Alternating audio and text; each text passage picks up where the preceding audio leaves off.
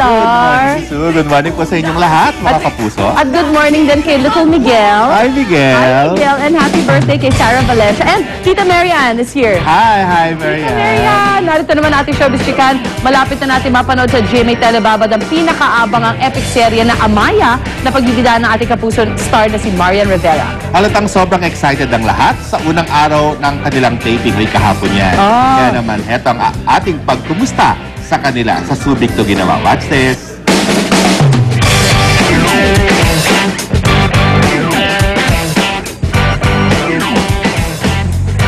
Hi mga taga-unang hirit! Ngayon po ay nandito tayo sa set ng Amaya. Ayan silang lahat. Ayan. Masayang ipinasilip sa amin ni Marian Rivera ang first taping day ng pinakaabangang epic serye ng GMA, ang Amaya. Siyempre happy dahil talagang pinakahihintay ko tong araw na to na magsimula talaga ang Amaya. Ito na nga, nagsimula na kami mag-taping. Hindi raw basta-basta ang ginagampanan na papel ni Marian sa epic serye na ito. Sa katunayan, isa na raw ito sa pinaka-challenging at pinaka-exciting na role na gagampanan niya.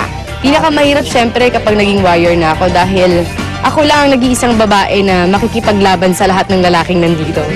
At teka, may kakaibang revelasyon din si Amaya tungkol sa karakter niya. May kakambal kasi akong so sa lahat ng fight ko, nandyan lang siya sa katawan ko. Tiyak ikagugulat din daw ng marami ang eksena ni Marian kung saan nakatopless siya. Siyempre ayoko namang sabihin na sanay ako bilang nag-Jezebel ako. Siguro naiilang din pero wala eh. Ito yung konsepto, ito si Amaya, tinanggap ko to ng buong puso ko kaya gagawin ko talaga lahat at 100% ibibigay ko talaga dito. Ayan, sa lahat na nanonood ng unang hirit, ayan mga kapuso, sana po abangan nyo ang Amaya dahil palapit na ng palapit sa inyong mga puso.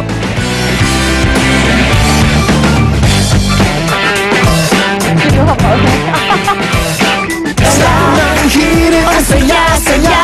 Sa unang hirit, unang hirit, unang hirit.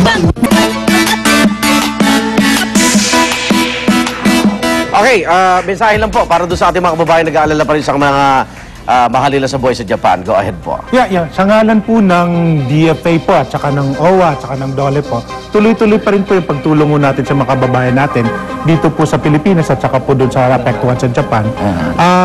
Tumawag lang po kayo sa amin pong tanggapan. No? Mayroon po tayong hotline sa DFA, 8344646, 8344580 po.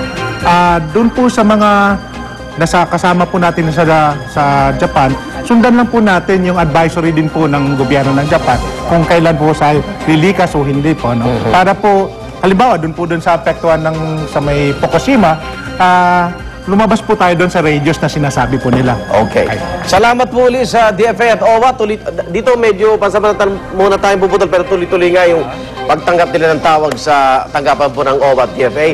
Abangan nyo mga pinauling balita kaugnay ng nangyaring lindol at tsunami sa Japan sa aming mga newscast sa GMA, sa Flash Report, 24 oras, saksi at sa DCBB. Bukas magkita-kita tayo dito lamang sa unang hirit.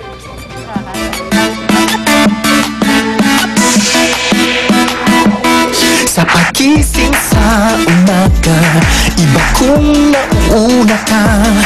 Sa pagbangon. Ang programang ito ay